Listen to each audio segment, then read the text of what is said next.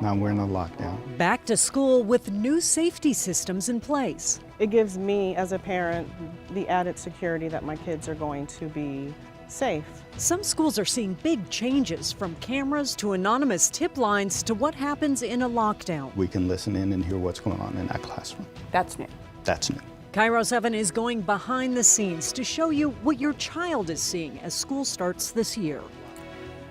New security systems rolling out at 9 schools this month, and these upgrades will eventually be district-wide. So the district is also introducing a new app that aims to make it easier for kids to report just any suspicious activity that they may see.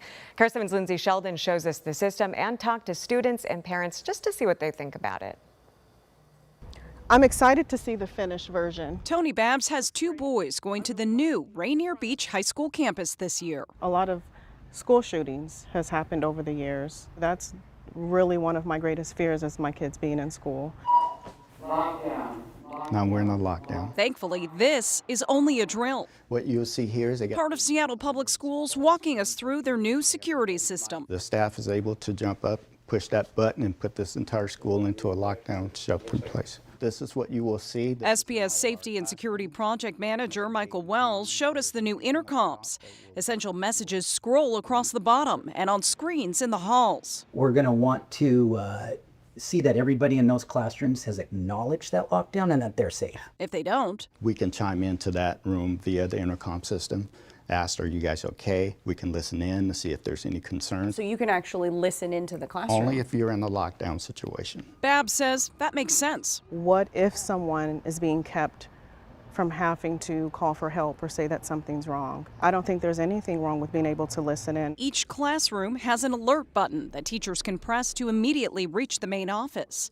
Wells says 9 schools will have the new security system in place as the school year starts. These elementary schools, plus Rainier Beach and Roosevelt High Schools, Mercer Middle, and Tops K through 8.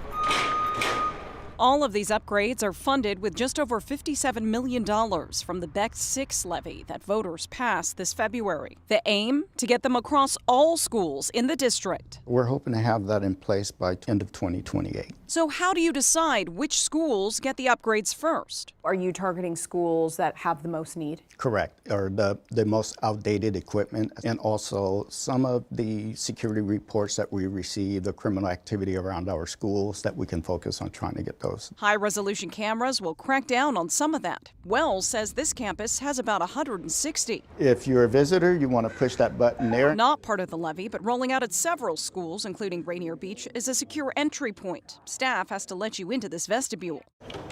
If they let you into the office, you sign in, and the kiosk takes your photo and prints a pass. Finish? There you go. And new this year, SPS is introducing an app district-wide called Safer Watch. It's funded by a grant and has an anonymous tip line.